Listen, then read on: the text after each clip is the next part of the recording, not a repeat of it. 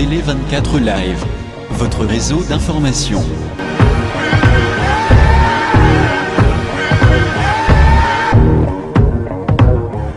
Pas détruire nos mœurs, j'avais prévenu le croyant classique de ne pas vite quitter l'église catholique. Elle rejoindra le combat Ingeta, car certains évangéliques n'ont pas compris le temps prophétique. Je leur avais dit que le Congo c'est 4 fois la France, 33 fois le Benelux, 80 fois la Belgique. Dites-moi. Yakoma Talk, émission mno yango yo, ya la résistance, émission ba patriote, émission ba combattant, émission ba to apona, ba défendre écolo. Yakoma Talk, nous vous disons bienvenue. Lelo avant to banda, tous un message moi vite fait. Il faut boire que les bandits qu'on a biso ba résistant à Londres, la Grande-Bretagne. Place ma sur les bandes ya résistance. Place ma mi kubo ba vandi. Place ma dangereux homme ba vandi. Le 18 mai, Kagame arrive à Londres. Le 18 mai, Kagame participera à Oxford University. Ne loki ko sala makuna. Ba yaya, bandeko, ba maman. O etali kamkara ba combattante. Pour azoya wana, munguna de banguna. Oya zoyana, eza oyo aboma biarimana, o aboma 8 millions de morts. O azo tinda le petit na politique na masaba bêtise pour na biso. Bandeko, tola na palete. Bandeko sa Londres Grande-Bretagne. Ba vena ngai tola la TV. Boko tama sola molili. Boko tana samai. Nakati venako to sepela. Tamako nya tapenako to sepela. Police à Grande-Bretagne et ça la boulot massacre et makasi. Ba dépenser ma millions. Pour ba ko kabinote. Na ngongo to solo ba na ngoboye Yakoma Talk. Il y a le boussoda qui est en wana. Yami Balé. Merci beaucoup à la communauté congolaise de Toronto, la cocotte, pour l'organisation automonaki et l'élection. Il y a président communauté. Bana Toronto va pogner à bango mokonzi, va pogner à bango président or leads bango pendant ces prochaines années. Va pogner Freddy Kabongo. Félicitations Freddy Kabongo parce que lelo elo ko salamiana na moni na sepeli na ziba image na bombi. Elo ko salamiana toutes les comités devaient prendre exemple. Toutes les comités devaient suivre. Merci encore à la communauté congolaise de Toronto pour bolaki sipina que non ingeta boza batamikete tamukete lelo lisusu deuxième message à la communauté congolaise de Montréal ils ont préparé cette élection nango pour combattre ba kotima selon les politique té les bien-être to ke Congo té to tikel na terrain pour na cocotte ba combattre ba na kati na kokompe ba combattant pe ba na kati. L'élection va se dérouler. Calendrier Zoya. Mais Balbi le 19 déjà mai, tout est à Montréal. Pour Nanini, ma solo continuer. La Cocom, message à l'ibosson à membre Cocom. Boye belé pour na vote. Boye to pour na. Au kumbe la communauté. Médiatique de lobby. Président Oyo. Il y a la communauté à Canada. Ouais, rosala foko aya na boule que na monyo za tremplin politique aya pona sala que non ba chemisu na Congo ba ke ba pese po se boyeboy Italie po mbano na mino ezali la Cocom ils a bana to à Montréal cocotte ils a bana to à Toronto ndenge Toronto ponine Montréal pe fait pona aujourd'hui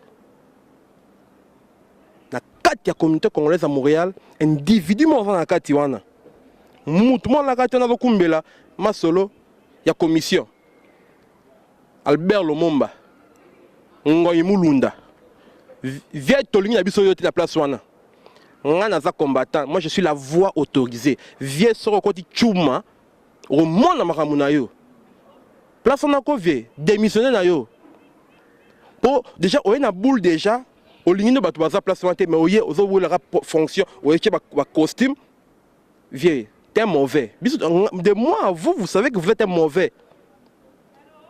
Batouazé Bélé, ça la boulot bien. Albert Lumumba, nous ne voulons pas de vous à la tête de la commission électorale de Montréal.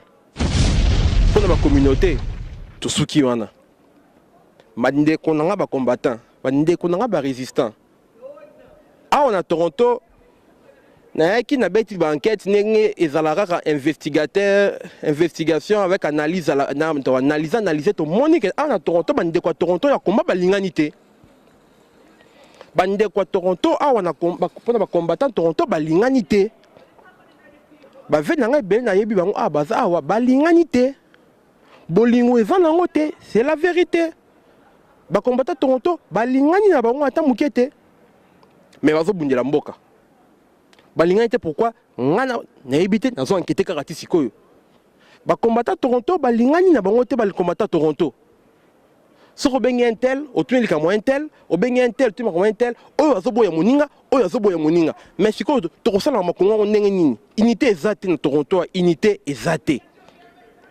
ba combattant Toronto unité ezate ba ve na ngai est-ce que nakosi est-ce que vie yo benga ka vie wana est-ce que vie yo benga ka vie wana o benga na kate mais bo ba combattant depuis ma élection ya président Eli et Salama na Toronto awa kafu ya bondoki ya boniama ekota entre ba combattant ça la tiraillement ba combattant baza divisé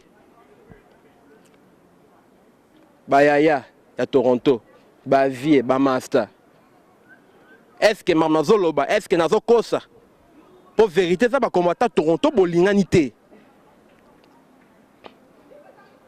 je mets au défi les combattants Toronto, ceux qui ont besoin de Tembe, tout ça la rencontre, tout ça la que tout le monde, ceux qui attendent 80 combattants, ils vont ensemble. Et qu'ils vont passer.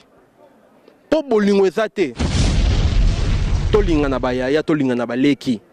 Tolingana bayaya, tolingana baleki. Ne apprendre le bakoma mutu morote, ne le bane vérité. Ba combattant Toronto, balinganité. Pour vieux, yo est-ce que bien ravi wana? Vie, est-ce que yo ben ravi mususu wana? Obenga na rate? Ezango gravité. Pour na bino, bomoni ke non, yo idéologie na yo na idéologie intelligente et simbarate. Mais bozo batte que bozo bafouer combat. Bobité bozo bisa combat, bozo bisa combat salité.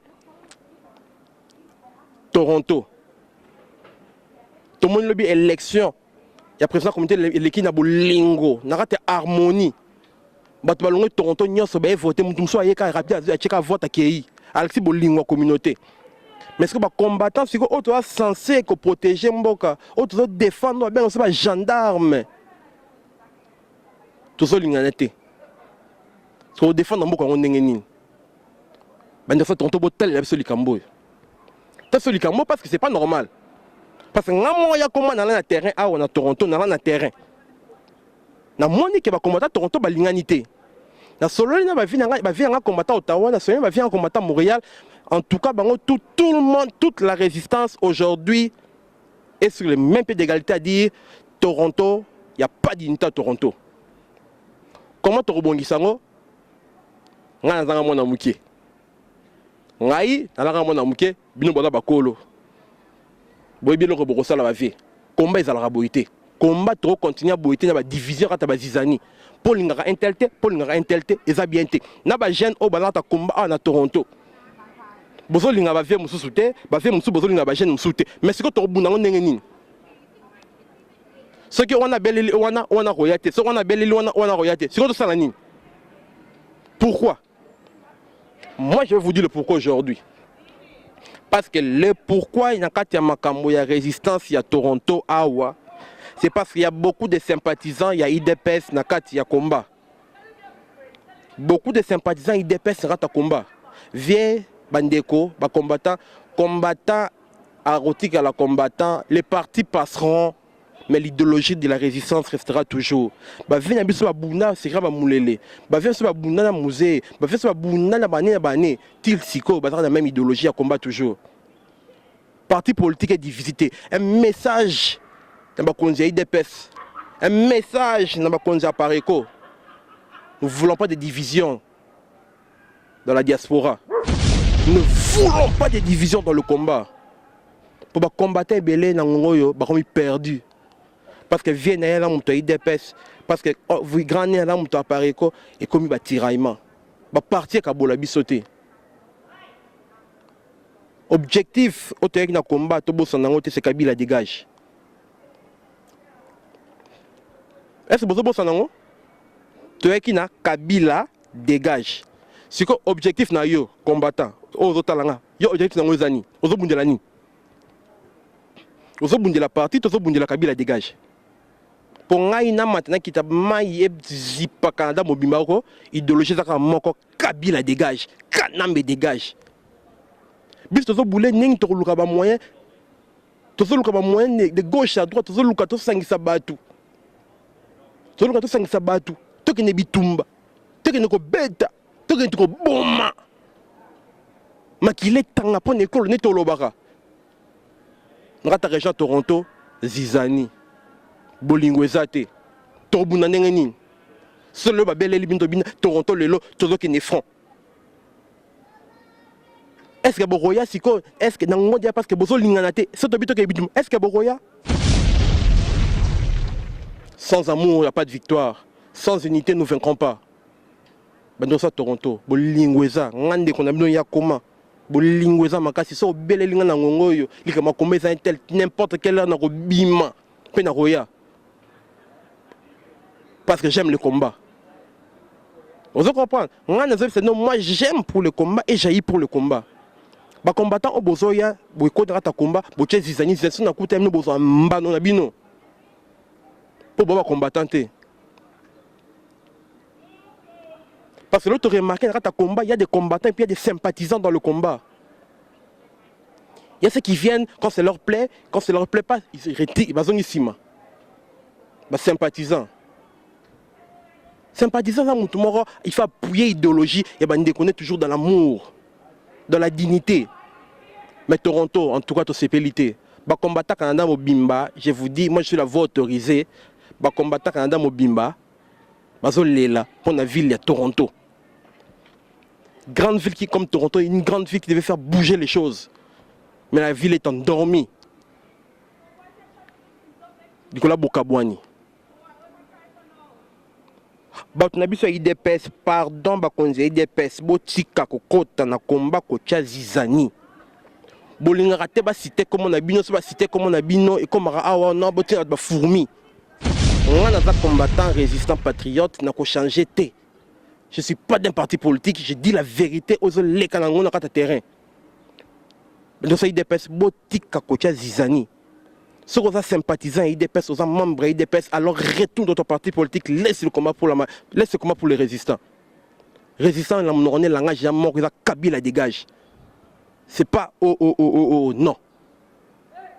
Vous comprenez? Moi j'aime tous les combattants, j'aime tous les résistants, j'aime tous les Congolais, même ceux qui sont dans des partis politiques. Mais venez pas mettre les amis dans le parti, venez pas mettre même Mouké, moi Gouta, Mouké, Zizani, n'a qu'à combat pour entourer et aussi Manangate, puis aussi Mayabayangate, aussi Mabanderongate, puis aussi n'a failli Mobimbat. Il y a diaspora congolaise résistante, il y a Grand Nord. Dès qu'on a battu IDPS. Oh, ça m'a parce qu'on a enquêté. J'ai marché, na enquêté, na coûté na batou, na solo na batou, na koti bandaku, na koti bandaku belé ba epsinga eza batou ya IDPS, na batou apareko, ne bazo mazizani. Bon. C'est les deux noms qui sont sortis ici au Canada. Pour Nangongo, je vous dis au Canada, surtout à Toronto, ce que lobby mabe, il y a ba kondia IDPS aux un problème. Ce que le lobby m'a bien, il y a des IDPS aux un problème. On a un parti politique, on a un combattant résistant. Quand le Congo place drapeau, le Congo mataraba, au baïbi, mon arrière comme la toujours na pointe. Pendant que le parti politique va vendre dans la palais, va mettre la café, va mettre la bâti, va lier ne balingi, bis to libanda, malili moi n'importe quel climat non est dehors. Pour la patrie. Alors les partis politiques, faites attention. Membre IDPS c'est au Canada surtout à Toronto. Président Elia Lourabina Kinshasa qu'on a boté sa partie. Bozo Kendete. Super membre. Via avec Kinshasa qu'on a vu, bazo maltraité, via bazo bête à fi bloqué belé kuna. bakangeli biso fiamso 2000 là MPP boza abosa eloroté aucune déclaration aucune sortie médiatique et loro moroté bodo frapper n'importe le mutu moroté mais ce que mika pesa ba résistant ba combattant beaucoup de ba résistant combattant boluka ba anomalie TV biso bloko to lingi souté bataille des pestes non non non non non non pas jusque là bataille des pestes non non non non non non non non ba conseil des pestes pardon bota solikambo oyo bo bimaka ta combat la résistance parce que le cas vous êtes un parti politique, laissez la résistance pour les résistants. Si on a vu ma béco, mais en vérité, il faut le bango parce qu'il y a beaucoup de personnes qui pensent de ça. Parce que bon, parce que banga, ils pensent à bataille des pestes. Il y a une bataille des pestes, c'est comme une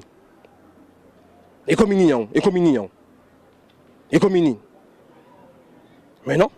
Moi, j'ai pas peur de vous. Mais non, moi, je suis un combattant résistant. Moi, j'affronte les dangers, moi, je suis sur le terrain. Alors, venez pas mettre les zizanies de la résistance parce que, on a Toronto, on a compris que ces zizanies c'est parce que, non, comme Moussoussou, viens Moussoussou, maman, braille d'épaisse, tirer la ficelle. Pas combattant et bisso, pas combattant et bisso. Yo, on a un combattant résistant, mais on a une idéologie à bataille d'épaisse. Il faut faire la différence. Qui est combattant résistant et qui est membre d'un parti politique. Sauf déjà, on a une vision parti politique non déjà. Pour nous opposer à Mokonzi. On a un combat, presque combat, maître penseur, analyste bazali. Monique Mokonzi a parti tel son le pakala aussi m'a bien été, PC analyse à mon yo sepel na ngote au gmino maninga bazam té mabi. Oh, est-ce que ça l'a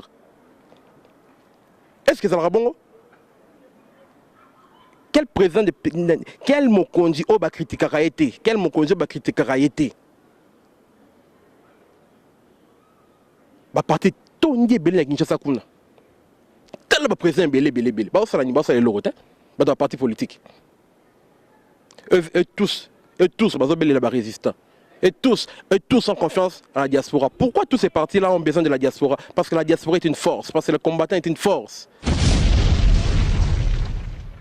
N'est-ce pas toujours les lois qui politiques à c'est à cause de qui? C'est pas à cause des partis politiques. Si politique n'arrive pas à venir au Canada, n'arrive pas à venir en France, il n'arrive pas de faire l'Europe, c'est pas à cause d'un parti politique.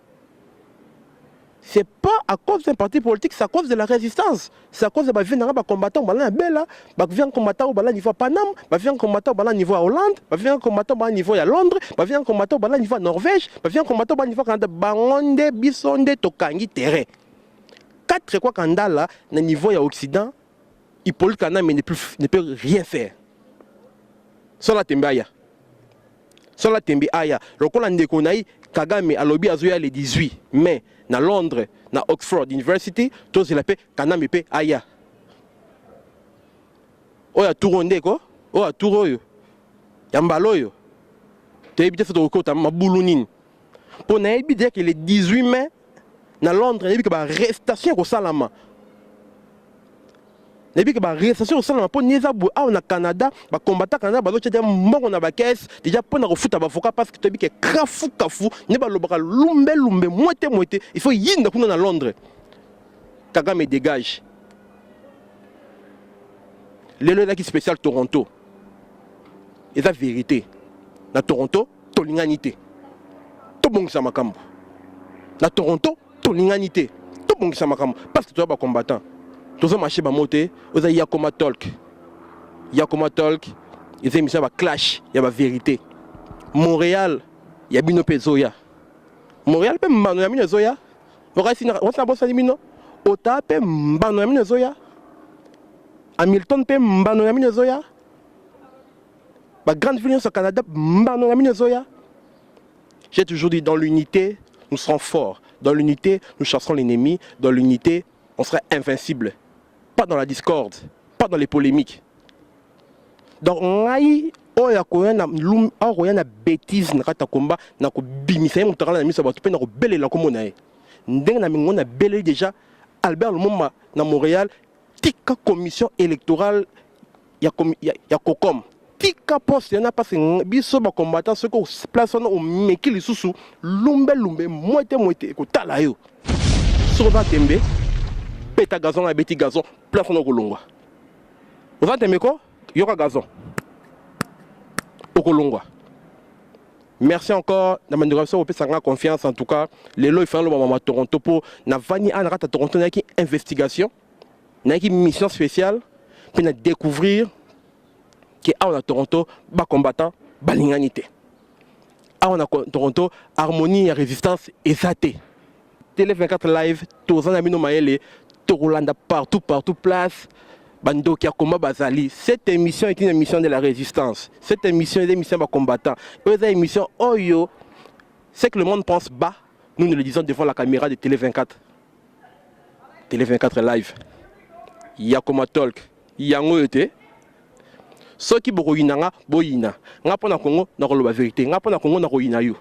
Nga pona Congo makile rotanga. Dans l'harmonie, dans l'unité. Mais pour le Congo, tout le monde. Pour le Congo, tout le monde blague à part. Papa, maman, moana, bébé, mboua, ngoulou. Ce qu'on met là-bas. Nous sommes toujours de Montréal à Ottawa, de Ottawa à Kingston, de Kingston à Toronto, de Toronto à Oshawa, de Oshawa à Whitby, de Whitby à Pickering, de Pickering à Hamilton, d'Hamilton à London, Bano Mata partout, tous les combattants Ingeta, tous les combattants Ingeta, combat au tika la simate, on a appris à rebeller la bande qui a combat, combattants sont oibi au canin document combat, le Télé 24 live, pesa bango fuite, bango comme Mislango ya combat talk, toko lobelango, bande ça Toronto, na lingi mino mingi, tellement na lingi mino mingi, faire la vérité oyo, pour l'amour du combat, on est ensemble, tolingana. Yakoma Talk Yangoyo, je vous remercie. Télé 24 live. Ingeta. Pas détruire nos mœurs, j'avais prévenu le croyant classique de ne pas vite quitter l'église catholique. Elle rejoindra le combat Ingeta, car certains évangéliques n'ont pas compris le temps prophétique. Je leur avais dit que le Congo...